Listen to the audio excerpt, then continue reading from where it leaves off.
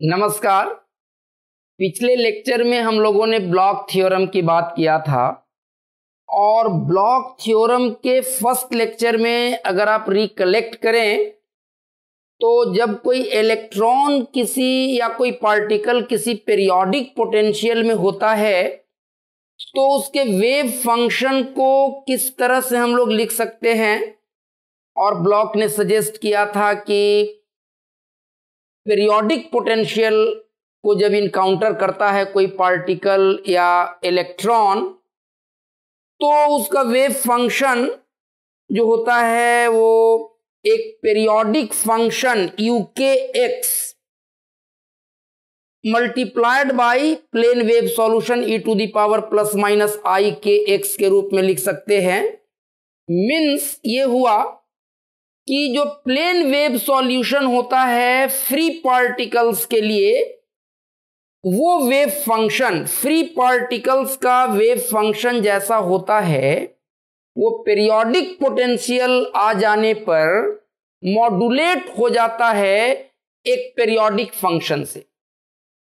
और इसको लॉजिकली या इंट्यूटिवली कैसे सोच सकते हैं, कैसे रियलाइज कर सकते हैं कि yes, if an electron encounters a periodic potential then its wave function can be written in this form। इसको इंट्यूटिवली सोचने का एक तरीका मैंने सजेस्ट किया था ब्लॉक थ्योरम के फर्स्ट लेक्चर में। सेकंड लेक्चर में थोड़ा मैथमेटिक्स का रिगर्स इन्वॉल्व करवाया गया था और मुझे विश्वास है कि मैथमेटिक्स के रिगर्स से गुजरना और उसके बाद फिजिक्स के ब्यूटी को और फिजिक्स के फाइनर आइडियाज को डिसाइफर करना, उन मैथमेटिक्स मेटिकुलस मैथमेटिक्स से गुजरते हुए उसका एक अलग जॉय है, एक अलग प्लेजर है। एंड आई एम कॉन्फिडेंट कि ब्लॉक थ्योरम को समझने के क्रम में और उसको कॉम्प्रिहेंड करने के क्रम में जिन मैथमेटिक्स के रिगर्स से गुजरते हुए और फिजिक्स के ब्यूटी को डिसाइफर करने की कोशिश आपने किया होगा, वो इस पैंडेमिक के स्ट्रेस को निश्चित रूप से कम किया होगा आपका। होपफुली हम लोग आगे भी इसी तरह से फिजिक्स के प्लेजर से गुजरते हुए इस पैंडेमिक के स्ट्रेस को मिटिगेट करने की कोशिश करते रहेंगे।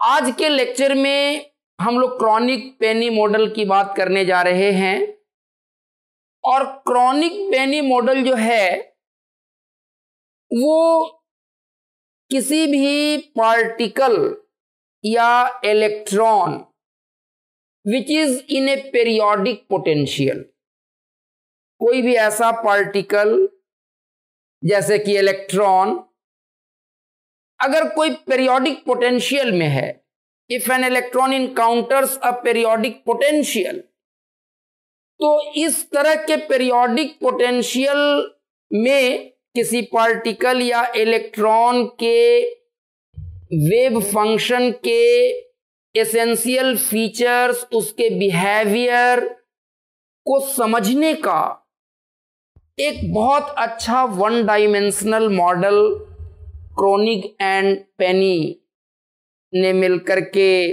कंसीव किया और उसी मैथमेटिकल आइडिया को, उसी मेटिकुलस मैथमेटिकल आइडिया को आज हम लोग डिस्कस करने जा रहे हैं कि इस तरह के पीरियोडिक पोटेंशियल में, इस तरह के पीरियोडिक लैटिस के अंदर जब इलेक्ट्रॉन होता है, when electron is not a free electron, rather it is nearly free electron and it is experiencing, electrons are encountering a periodic potential of that crystal lattice, then how will they behave, उनका behaviour कैसा होगा, उनके energy states कैसे होंगे, कितने कितने energy के साथ वो एग्जिस्ट करेंगे वो क्रिस्टल लैटिस के अंदर में, क्या उनका एनर्जी का डिस्ट्रीब्यूशन कंटिन्यूअस होगा या डिस्क्रीट होगा, किस तरह से एनर्जी बैंड्स का फॉर्मेशन होता है,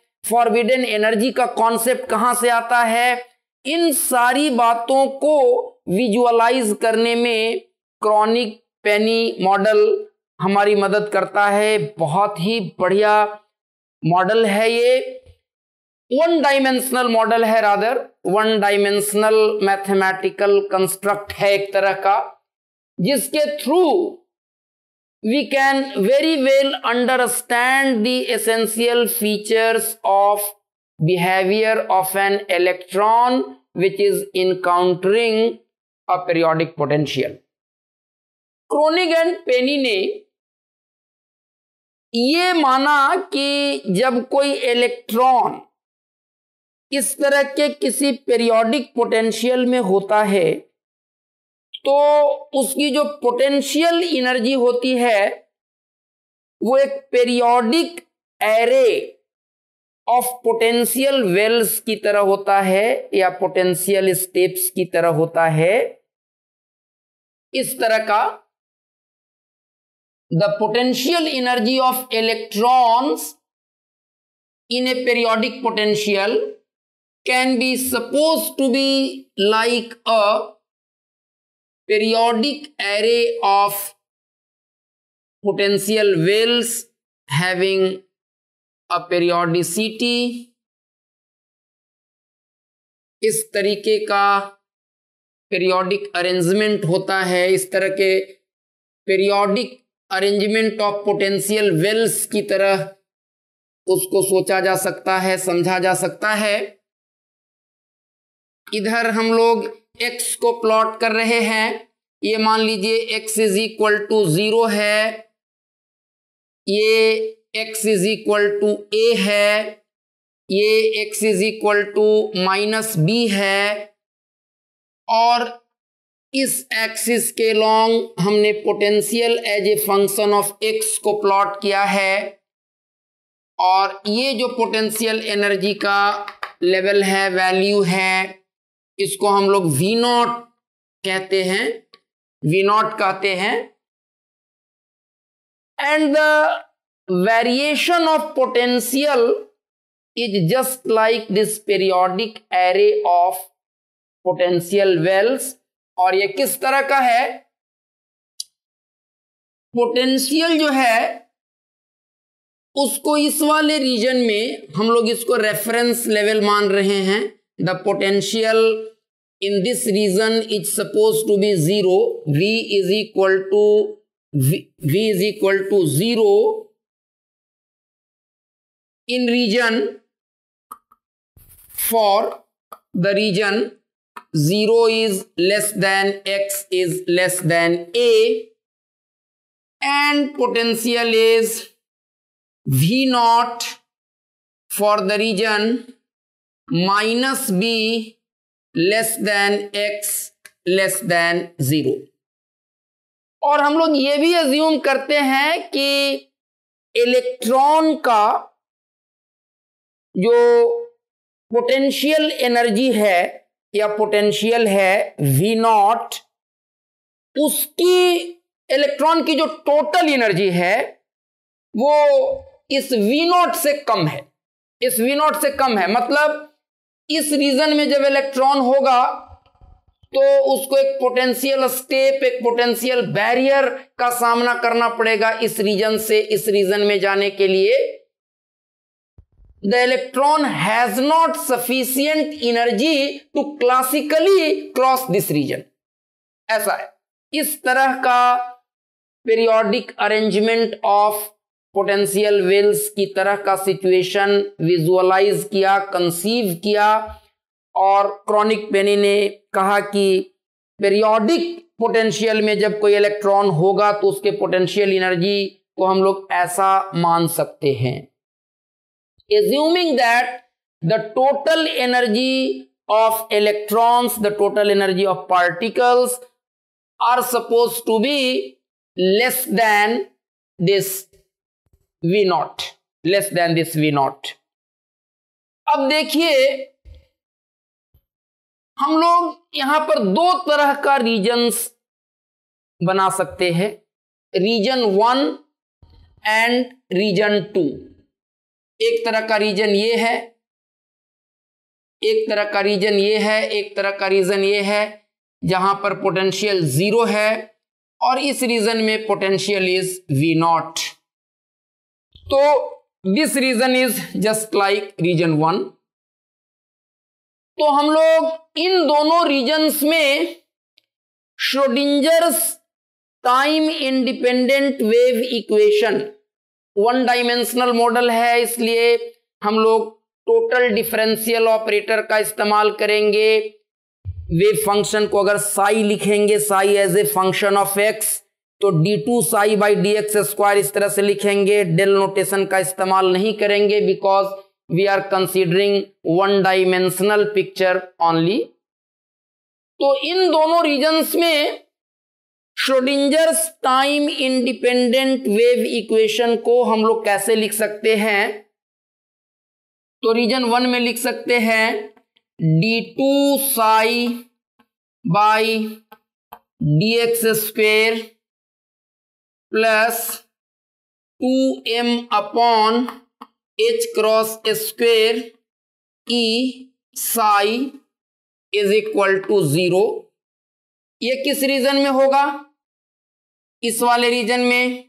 फॉर 0 पोटेंशियल एनर्जी को हमने 0 लिया है, for 0 less than x less than a। और इस वाले रीजन में Schrodinger's time independent wave equation को कैसा लिख सकते हैं? d2 psi by d x square plus 2m upon h cross square e minus V0 psi is equal to 0। ऐसा लिख सकते हैं for region -b less than x less than 0 के लिए। इस तरीके का इक्वेशन हम लोग लिख सकते हैं श्रोडिंजर्स वेव इक्वेशन को। ओके, तो देखा जाए अब हम लोग यहां पर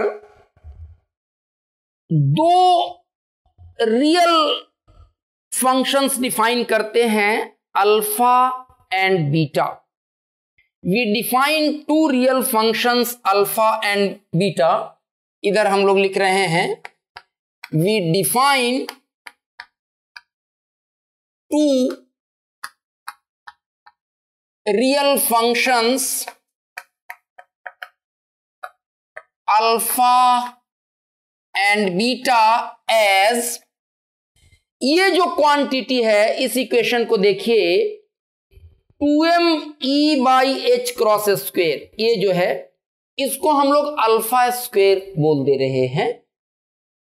इसको हम लोग लिख रहे हैं alpha square is equal to 2m e upon h cross square, और बीटा स्क्वेयर लिख रहे हैं 2m by h cross square, 2m by h cross square V0 minus e। क्यों ऐसा लिखे? हम लोगों ने कहा कि अल्फा और बीटा ये दोनों रियल फंक्शंस हैं, रियल क्वांटिटीज हैं। तो बीटा स्क्वेयर, अगर if beta is real not imaginary, then beta square must be positive. Beta square अगर निगेटिव हो जाएगा तो बीटा हो जाएगा under root some negative quantity जो कि इमेजिनरी हो जाएगा। So it has to be real, so beta square has to be positive.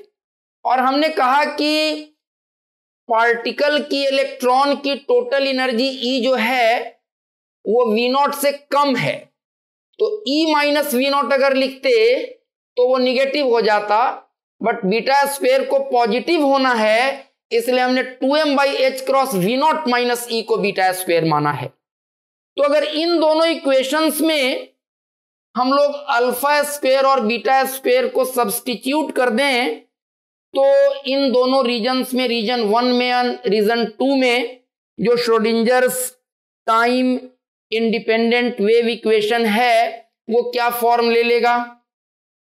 सो इसका अगर हम लोग एक ऑर्डर नंबर दे दें इक्वेशन 1 एंड इसको कह दें इक्वेशन 2, तो equation 1 reduces to the form what? After substituting alpha square and beta square at proper places, equation 1 becomes what? d2 psi by dx square plus alpha square psi is equal to 0. This is equation number 3 and this becomes d2 psi by dx square।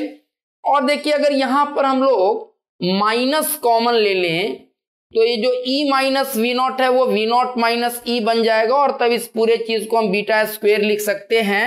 So it can be written as minus beta square psi is equal to 0 and this can be taken as equation number 4। Now see हम लोग कैसे electron की बात करने जा रहे हैं। We are not talking of free electrons, we are talking of electrons which are encountering periodic potential. और जब इलेक्ट्रॉन किसी पीरियोडिक पोटेंशियल में होता है तो उसके वेव फंक्शन को हम लोग कैसा लिख सकते हैं। फेलिक्स ब्लॉक ने एक सजेशन दिया, प्रपोज किया कि the wave function of an electron in a periodic potential can be written in the form psi is equal to some periodic function u multiplied by e to the power I kx.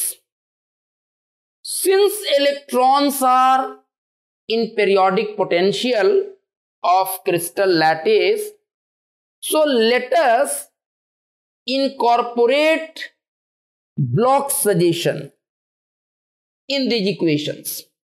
हम लोग block का जो suggestion था कि किस तरह का wave function हो सकता है, वेव फंक्शन क्या फॉर्म ले सकता है पीरियोडिक पोटेंशियल में, तो फेलिक्स ब्लॉक के उस सजेशन को, उस प्रोपोजिशन को, ब्लॉक थ्योरम को हम लोग इस इक्वेशन में इनकॉर्पोरेट करते हैं।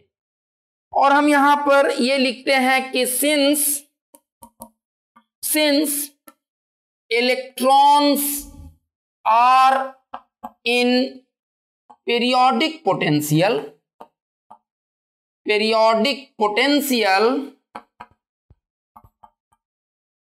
so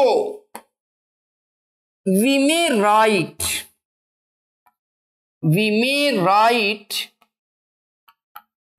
the wave function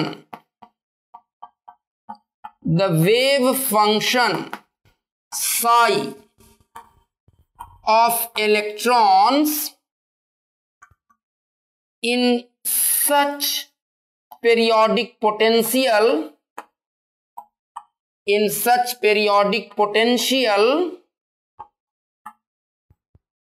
as psi is equal to some periodic function uk which is a function of x multiplied by e to the power I kx as suggested by,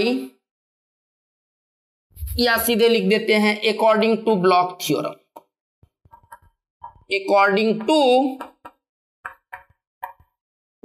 theorem, हम लोग ऐसा लिख सकते हैं where this ukx is a periodic function of x, it has a periodicity of a plus b, इसकी periodicity a plus b की है। देखिए इस तरह का एक पोटेंशियल इसने फेस किया और फिर ये b है और ये a है और उसके बाद फिर वैसा ही पोटेंशियल आ गया।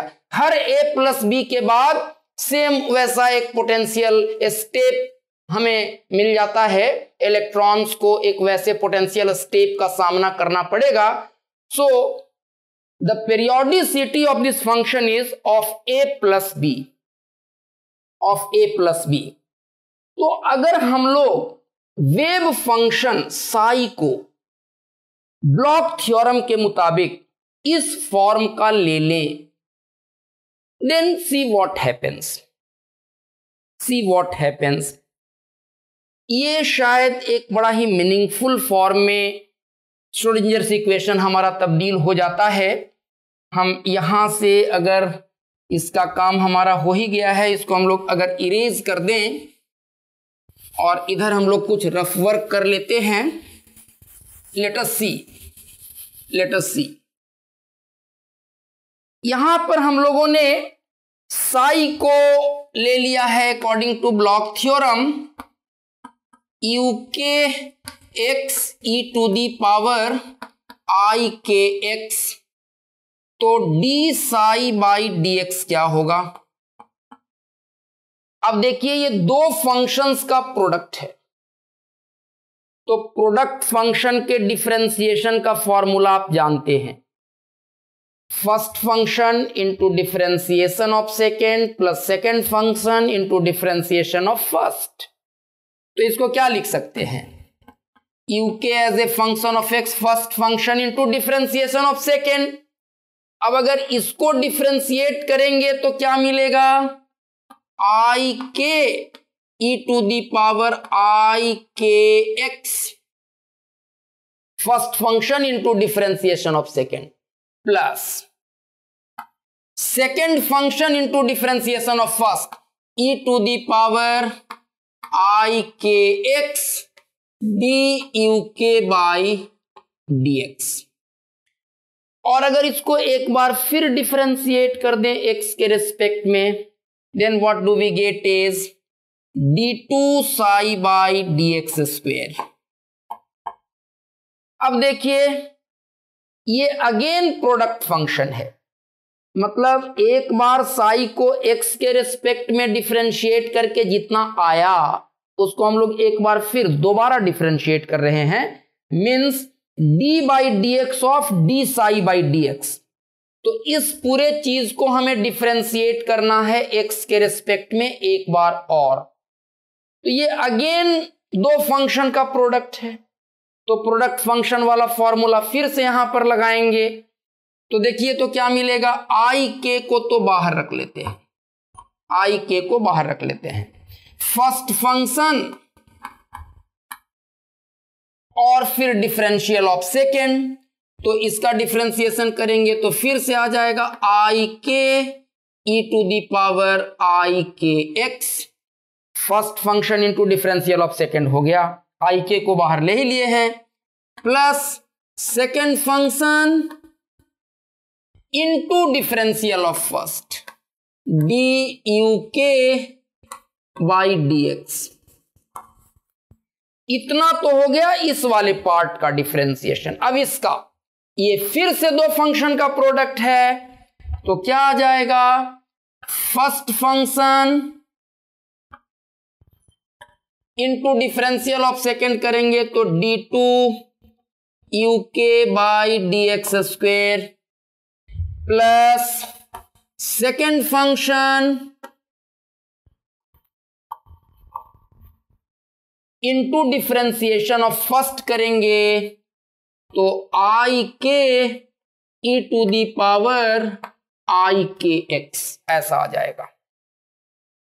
इसको जरा ऑर्गेनाइज्ड फॉर्म में रख देते हैं, इसको जरा हम लोग ऑर्गेनाइज्ड फॉर्म में रख देते हैं। यहां पर लिखते हैं, ऊपर से ये वाला लाइन मैं मिटा दे रहा हूं, इसको हम लोग ये जो d2 psi by d x square नीचे में आया, d2 psi by d x square, इसको थोड़ा ऑर्गेनाइज्ड फॉर्म में लिख देते हैं। देखिए तो ये जो टर्म है हमारा d2 u k by d x square e to the power i k x, इसको सबसे पहले लिख रहे हैं ई to the power i k x d2 u k by d x square. Of course u k is a function of x। हर बार ये लिखना जरूरी नहीं भी है, तो ये टर्म हमने लिख दिया। और अब जरा देखिए, D u k by d x इस वाले में भी प्रेजेंट है और एक जगह वो और है, यहां भी है। D u k by d x यहां भी है। कितना है? आई k e to the power i k x d u k by d x, और यहां भी वही है, आई k e to the power i k x d u k by d x. तो ये दोनों का सम अगर कर देंगे तो ये हो जाएगा प्लस 2 के e to the power i k x d u k by d x. ये वाला टर्म और ये वाला टर्म दोनों ऐड करके ऐसा हो गया, और पहला वाला टर्म बच गया। टोटल 4 टर्म्स थे, 2 टर्म्स यहां, 2 टर्म्स यहां, तो 2 टर्म को ऐड करके एक टर्म बना दिए, तो अब 3 टर्म मिलेगा इसमें। तो एक ये, दूसरा ये, और अब एक तीसरा बच गया। आई स्क्वेयर आई इंटू आई, ये तो आई जो कॉम्प्लेक्स नंबर में आयोटा वाला आई लेते हैं, जिसकी प्रॉपर्टी होती है i square is equal to -1, वही वाला आई है ये। तो आई स्क्वेयर तो हो जाएगा -1, तो ये हो जाएगा minus k square e to the power i k x u k x. ये हो जाएगा कितना? Minus k square e to the power i k x u k x, ऐसा minus k square e to the power i k x u k x, ऐसा हो जाएगा। अब ये दोनों ही में, ये जो दोनों ही रीजन्स में Schrodinger's time independent wave equation लिखे हैं, इन दोनों ही रीजन्स में हम साई को इस फॉर्म का ले सकते हैं, और दोनों ही रीजन्स में अगर साई के जगह पर इतना, साई के जगह पर इतना, और d2 psi by d x square के जगह पर इतना लिख दें, then let us see what form these equations take in these two regions। तो पहले हम लोग पहले वाले इक्वेशन में ये सब्स्टिट्यूशन करते हैं। Let us substitute these values in first equation and see what do we get। इस वाले में तो d2 psi by d x square के जगह पर हम लोग लिखते हैं ई to the power i k x d2 u k by d x square plus 2i k e to the power i k x d u k by d x minus k square e to the power i k x u k x और plus इतना तो लिख दिए इसकी जगह पर, और plus alpha square और साई, तो साई के जगह पर फिर ये वाली चीज u k x e to the power i k x is equal to 0। और आप देख सकते हैं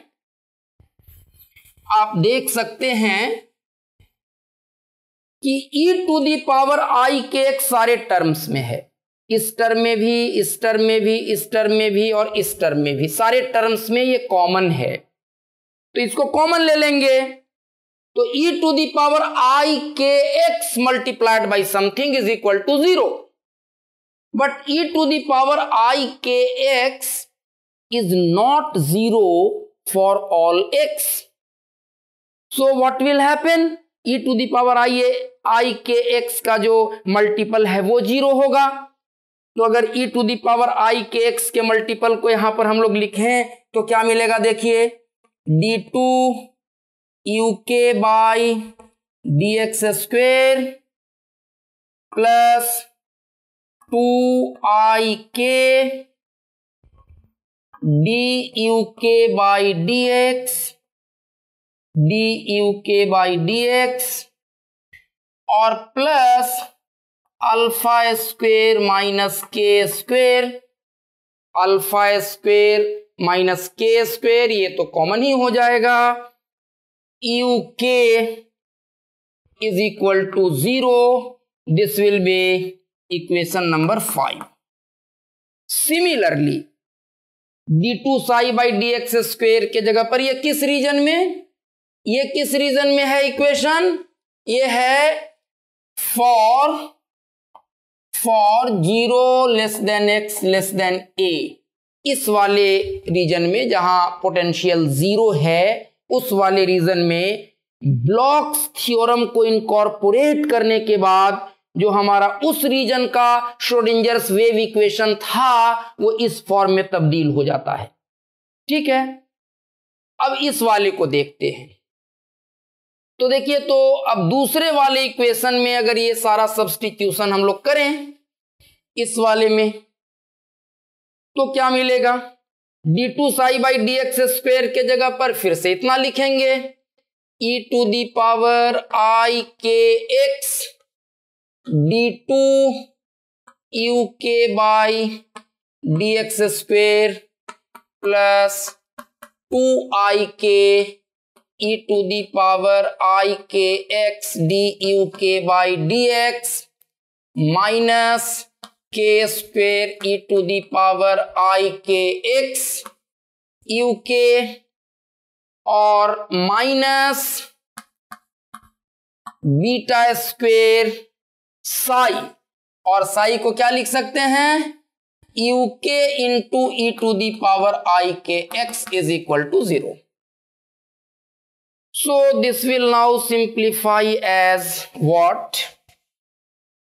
This will now simplify as, इसको हम लोग लिख सकते हैं e to the power i k x, again सब में कॉमन है तो उसके मल्टीपल को 0 से इक्वेट करेंगे तो d2 u k by d x square plus 2i k d u k by d x minus k square या beta square plus k square you k is equal to 0। इसको हम लोग equation number 6 बोल देंगे। और ये किस region में है, minus b less than x less than 0, इस वाले रीजन का जो श्रोडिंजर्स टाइम इंडिपेंडेंट वेव इक्वेशन था वो ब्लॉक्स थ्योरम को इनकॉर्पोरेट करने के बाद, ब्लॉक के आइडिया को इनकॉर्पोरेट करने के बाद that equation takes this form. Okay, इन दोनों इक्वेशंस का चूंकि हमें बार बार इस्तेमाल करना है तो उन दोनों इक्वेशंस को हम लोग इधर लिख करके छोड़ रहे हैं, इसकी जरूरत अब हमें नहीं है, this we have already used. तो ये दोनों इक्वेशंस जो अपने मिले हैं, रादर 2-3 जानकारियां हम लोग इधर लिख करके छोड़ रहे हैं। अल्फा स्क्वेयर हमने किसको कहा है, अल्फा स्क्वेयर हमने कहा है 2me upon h cross square को, बीटा स्क्वेयर हमने कहा है 2m by h cross square v0 minus e को, और ये जो इक्वेशन आ गया d2 u k by d x square plus 2i k d u k by d x plus alpha square minus k square you k is equal to 0। इसको equation number 5 कहा गया है। किस रीजन में, in region 0 less than x less than a. और ये जो दूसरा इक्वेशन आया d2 u k by d x square plus 2i k d u k by d x minus beta square plus k square, beta square plus k square uk is equal to 0। इसको equation number 6 कहा गया है। किस region में? In the region minus b less than x less than 0।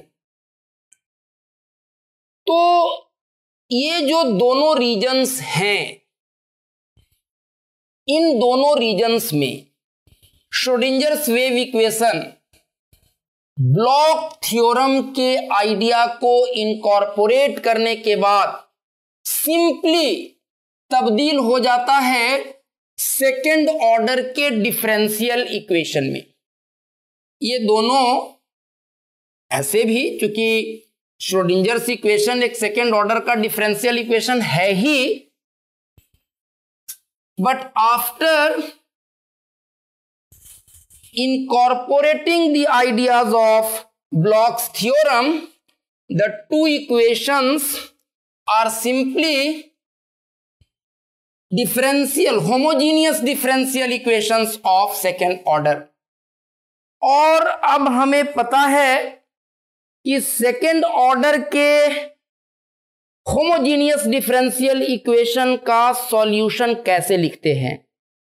हालांकि mathematics के course में differential equation में सेकेंड ऑर्डर के होमोजीनियस डिफरेंशियल इक्वेशन का सॉल्यूशन निकालना आप सीखते हैं।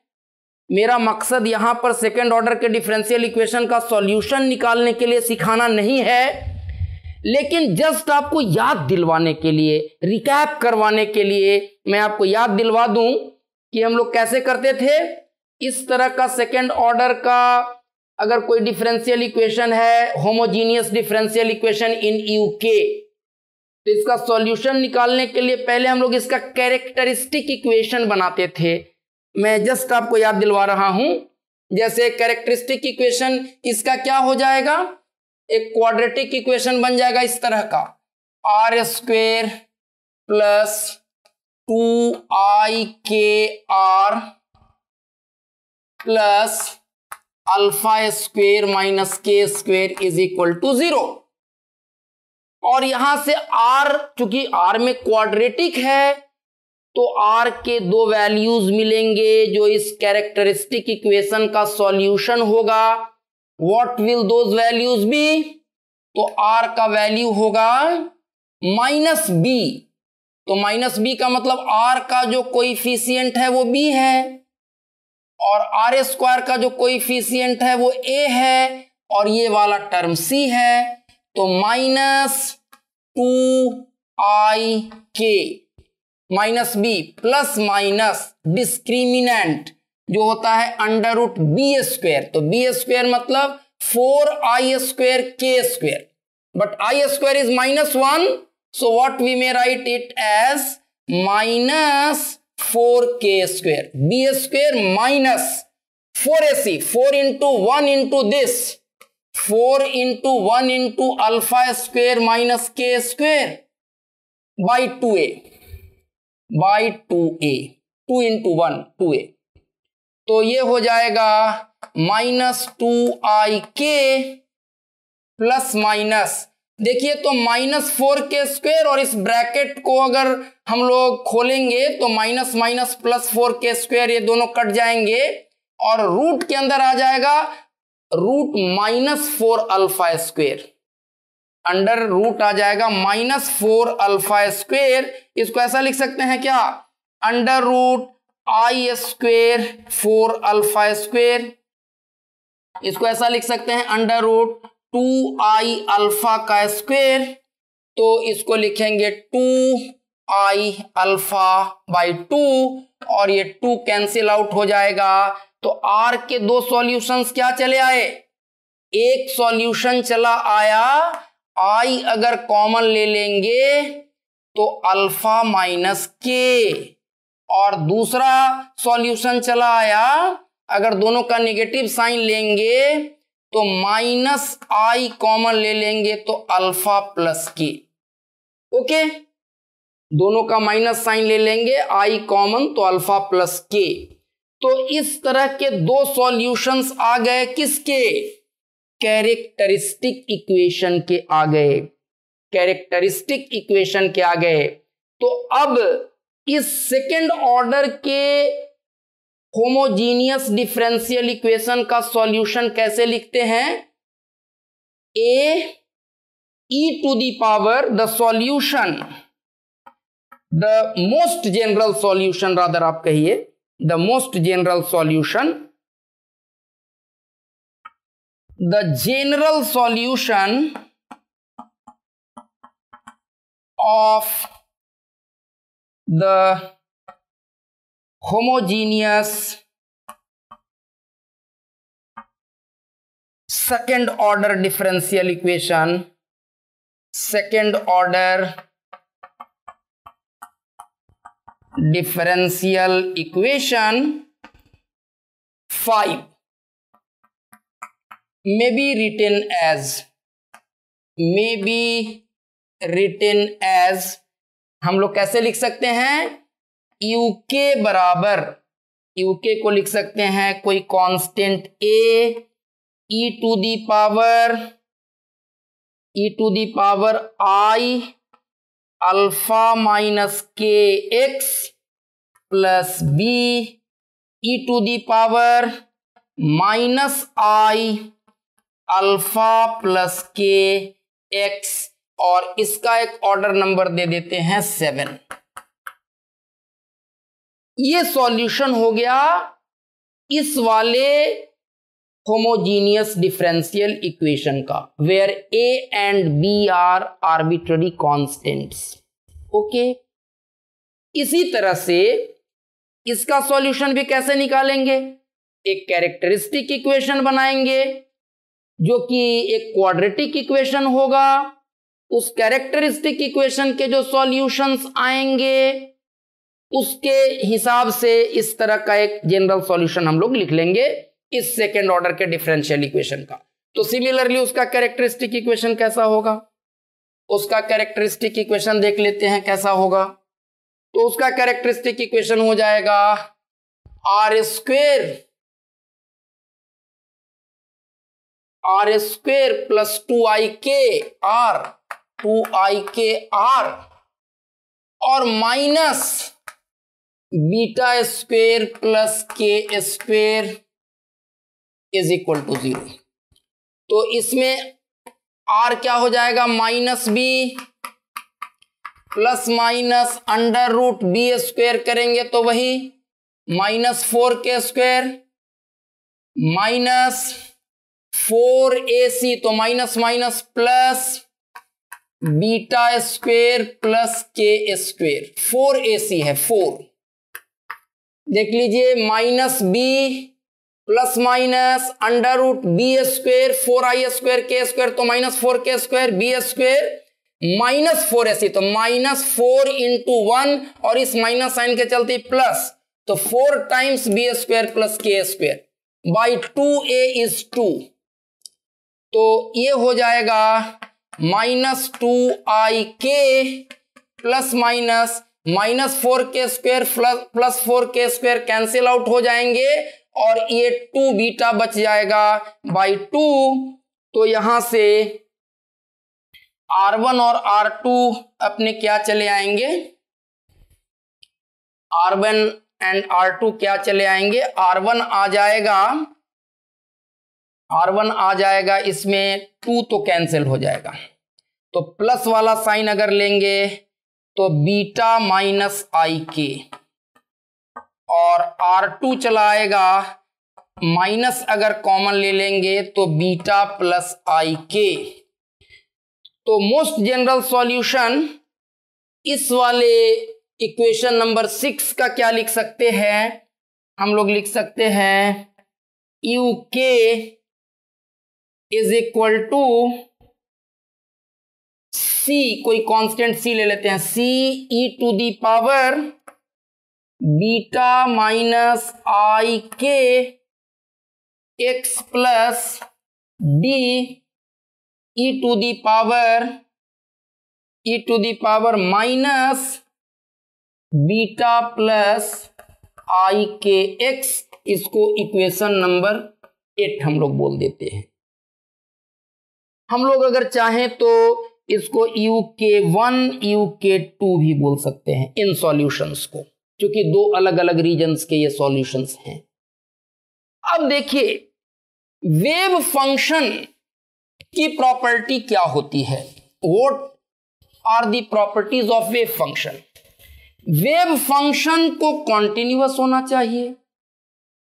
अब यहां पर दो प्रॉपर्टीज हम लोग लगाने जा रहे हैं। वेव फंक्शन को कॉन्टिन्यूअस होना चाहिए और वेव फंक्शन के डेरिवेटिव को भी कॉन्टिन्यूअस होना चाहिए। तो continuity of the wave function and it's derivative, continuity of the wave function and its derivative suggests what UK1 का value x is equal to 0 पर, देखिए ये दोनों रीजन्स जो हैं यहां पर ये boundary is common. This is the region where potential is 0, this is the region where potential is V0 and this is the common boundary. So at x is equal to 0 इस common boundary पर इस reason के wave function और इस reason के wave function को agree करना चाहिए।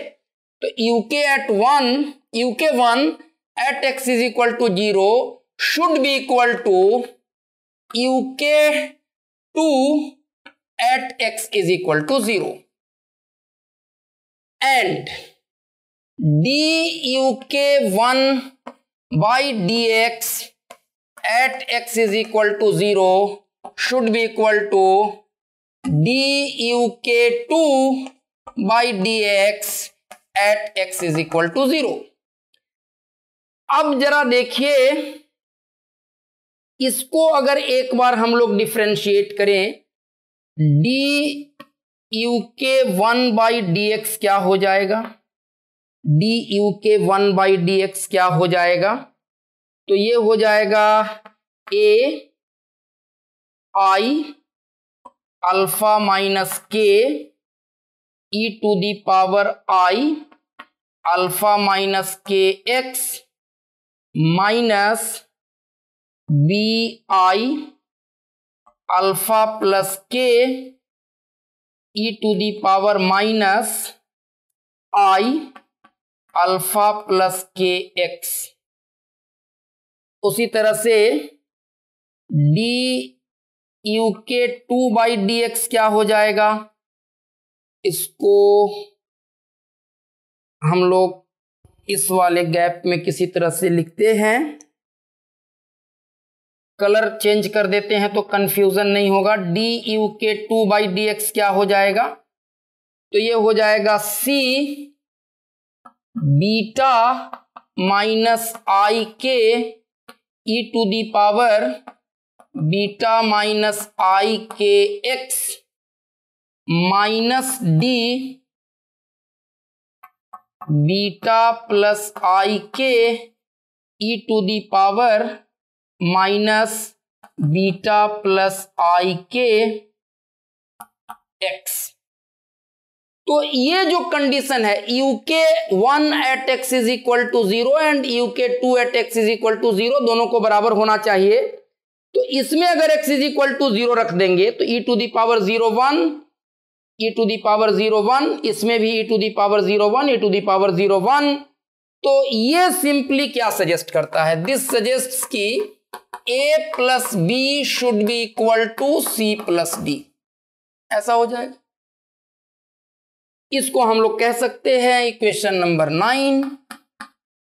और ये क्या सजेस्ट करता है, इस वाले इक्वेशन में अगर हम लोग dUK1 by dx at x is equal to 0, इसमें x इज इक्वल टू 0 रख दें और इसमें x इज इक्वल टू 0 रख दें तो दोनों को इक्वल हो जाना चाहिए। Means what, x is equal to 0 रखेंगे तो ये एक्सपोनेंशियल वाला टर्म 1 हो जाएगा। तो यहां से मिलेगा AI alpha minus k a i alpha minus k minus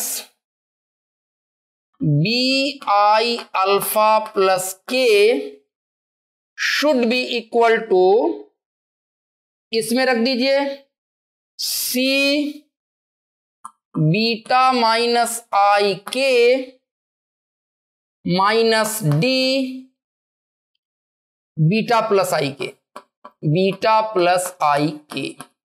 ठीक है, और इसी तरह से हम लोग एक कंडीशन और यूज करेंगे।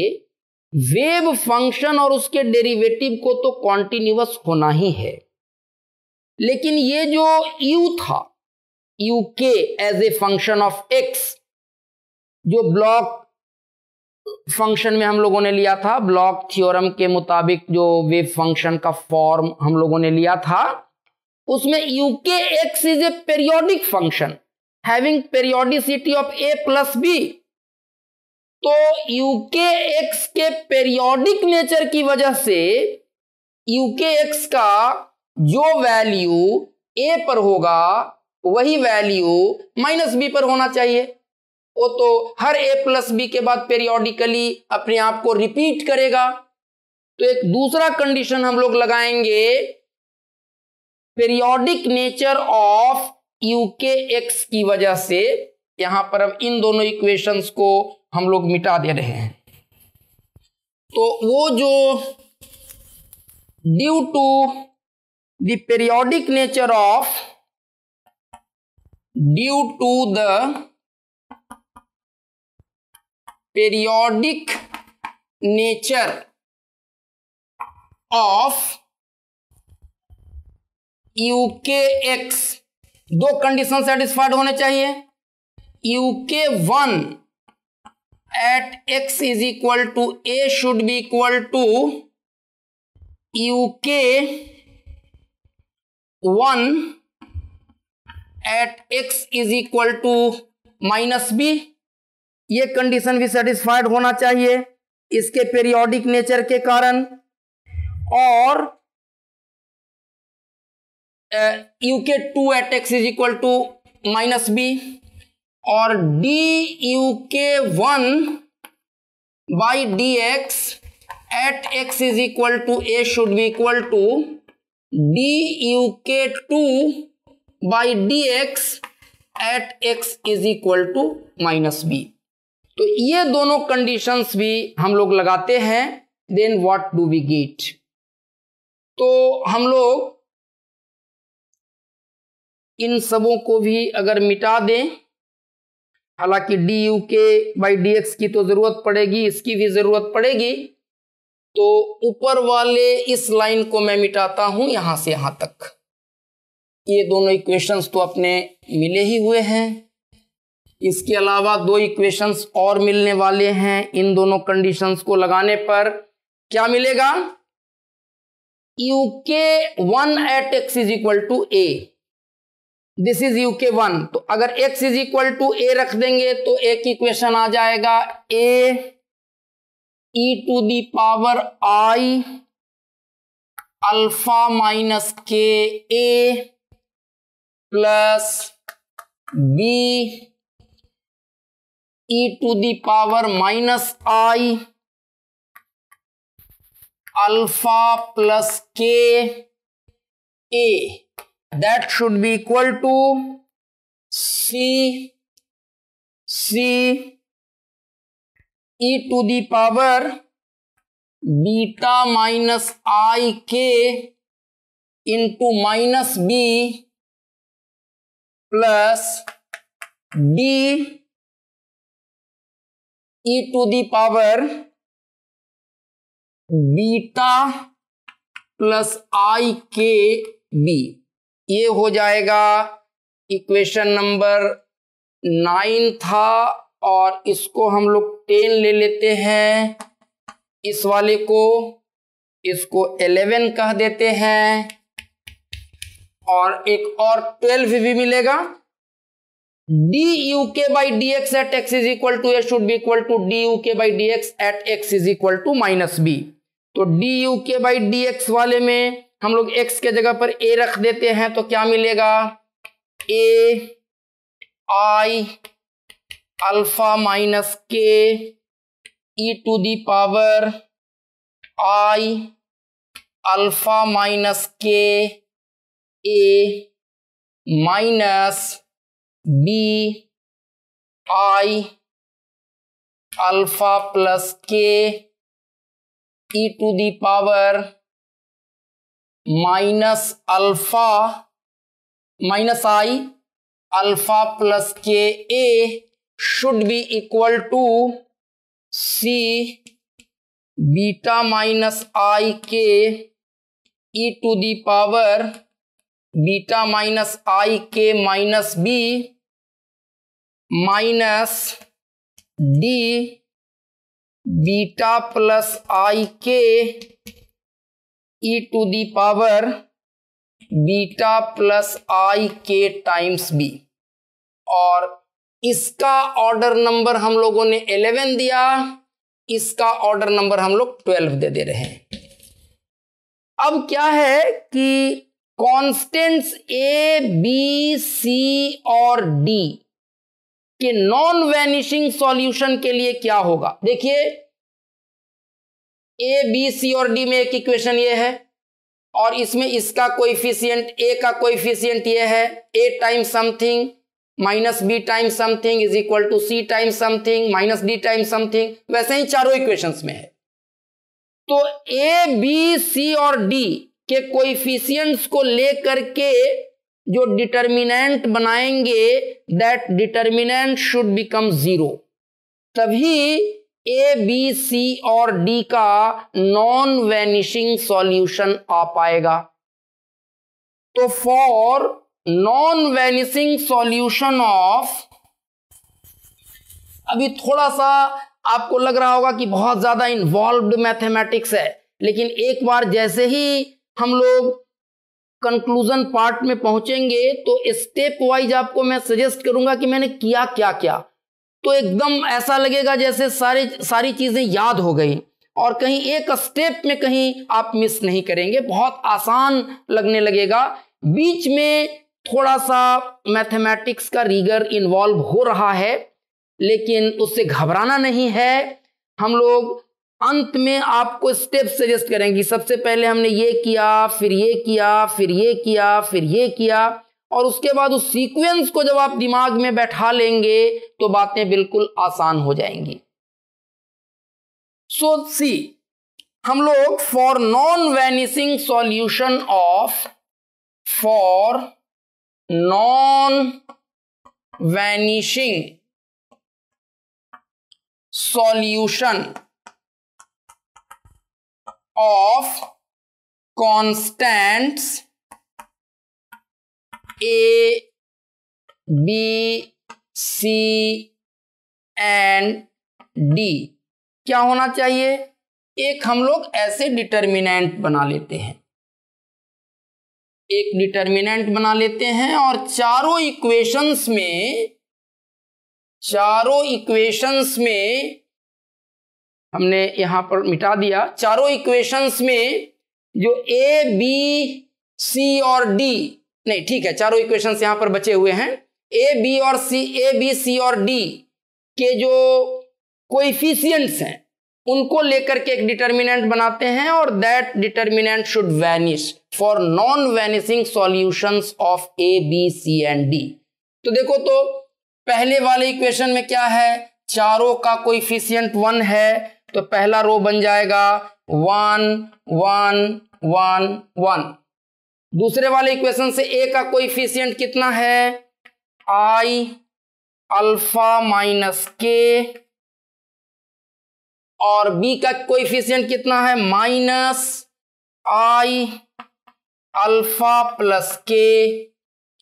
सी का कितना है, बीटा माइनस आई के, और डी का कितना है, माइनस बीटा माइनस आई के। उसी तरह से इसमें ए का कोएफिशिएंट कितना है, e to the power i alpha minus k a, b का कोएफिशिएंट कितना है, e to the power minus i alpha plus k a, c का कोएफिशिएंट कितना है, e to the power minus beta minus i k b, और d का coefficient कितना है, e to the power beta plus i k B.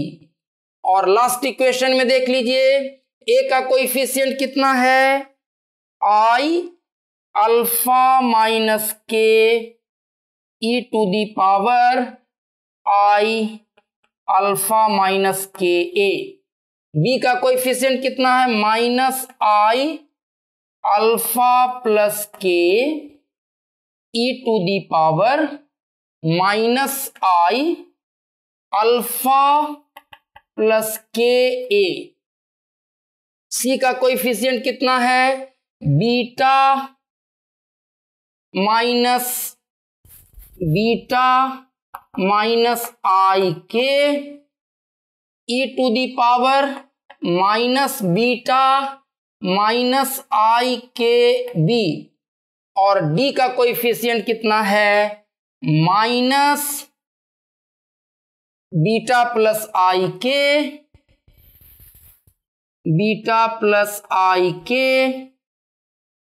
E to the power beta plus i k b, और इस determinant को 0 होना चाहिए। अब आपको डिटर्मिनेंट सॉल्व करने आता है, ये 4/4 का डिटर्मिनेंट है जो आप बहुत आसानी से सॉल्व कर सकते हैं। When we solve this determinant then we get an equation. After solving this determinant what do we get is, we get after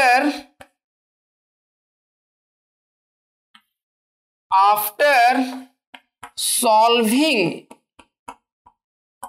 this determinant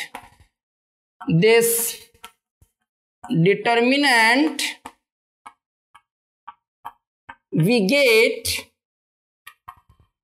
an equation beta square minus alpha square by 2 alpha beta sine hyperbolic beta b sine alpha a plus cos hyperbolic beta b into cos alpha a is equal to cos k plus b times A.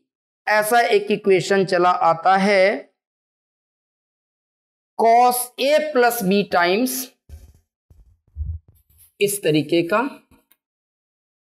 Cos k times a plus b, cos k times a plus b, and this is the main equation. इसका हम लोग एक order number कुछ दे सकते हैं, पता नहीं शायद 12 तक हम लोगों ने लिया था, तो इसका ऑर्डर नंबर हम लोग 13 दे रहे हैं। जो भी गणित की उलझने थी वो यहीं तक थी। अब यहां के बाद प्लेजर ही प्लेजर है।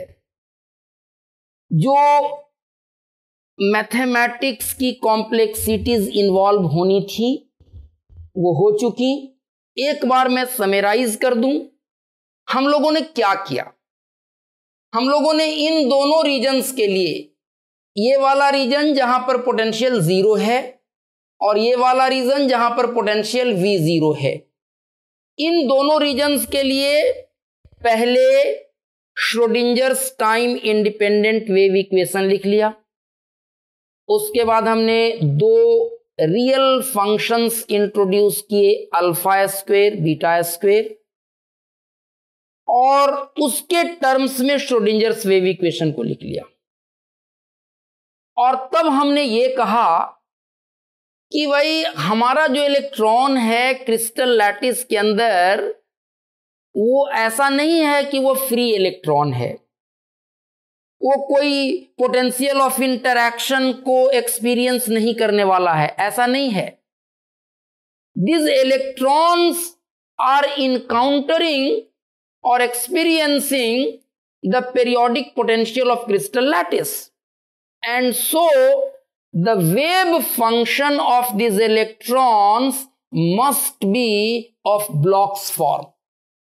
तो पहले हमने श्रोडिंगर इक्वेशन लिखा, उसमें alpha square beta square introduce किया, फिर वेव फंक्शन को हमने कह दिया कि चूंकि ये पीरियोडिक पोटेंशियल में पाए जाने रहने वाले या मोशन करने वाले इलेक्ट्रॉन्स का वेव फंक्शन है, इसलिए इसको ब्लॉक थ्योरम के मुताबिक साई को हम लोग लिख सकते हैं uk(x) इंटू e⁻⁰ और उसके बाद साई के जगह पर हम लोग ब्लॉक वाला सॉल्यूशन डाल दिए श्रोडिंजर्स वेव इक्वेशन में, d2 साई बाई dx² जितना होना चाहिए उसको उसकी जगह पर डाल दिए, और alpha square Sai beta square Sai के जगह पर, साई की जगह पर हम लोग uk(x) e⁻⁰ डाल दिए।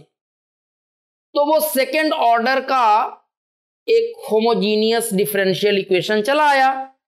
उसका जनरल सॉल्यूशन लिखने का स्टैंडर्ड तरीका हम जानते हैं, तो उसका कैरेक्टरिस्टिक इक्वेशन बनाए, उस इक्वेशन के दो रूट्स आए, उसकी मदद से दोनों इक्वेशंस का जनरल सॉल्यूशन लिख लिए, और तब वेव फंक्शन को कॉन्टिन्यूअस होना चाहिए और उसके डेरिवेटिव को कॉन्टिन्यूअस होना चाहिए, और ये जो पीरियोडिक फंक्शन हमने लिया था uk(x), वो चूंकि पीरियोडिक फंक्शन है having a periodicity of a plus b, तो उस पीरियोडिसिटी के कंडीशन के कारण फर्स्ट वाले रीजन का वेव फंक्शन का वैल्यू जितना a पर होगा, सेकेंड वाले रीजन के वेव फंक्शन का वैल्यू उतना ही -b पर होना चाहिए, और दोनों के डेरिवेटिव के साथ वो कंडीशन लगा दिए।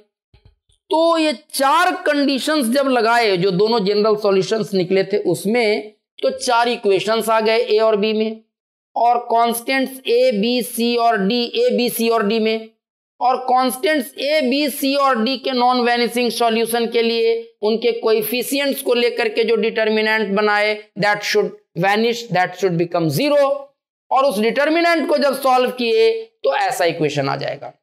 आप इसको सॉल्व कर सकते हैं and you will get this equation.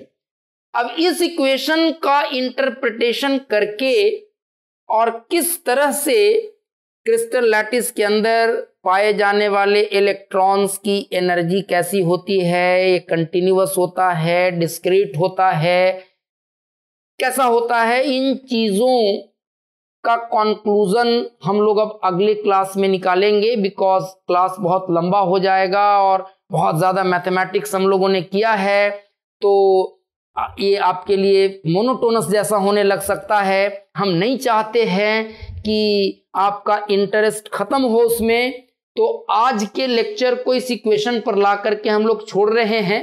अगले रोज फिर हम लोग इसको थोड़ा सा समराइज करेंगे, और फिर इस इक्वेशन के आधार पर कितने सारे मीनिंगफुल कॉन्क्लूजन्स और कितने सारे मीनिंगफुल आइडियाज हम लोग डेवलप करेंगे about the behaviour of electrons in crystal lattice who are experiencing periodic potential of the lattice. तो आज हम लोग यही खत्म करते हैं। Thank you very much.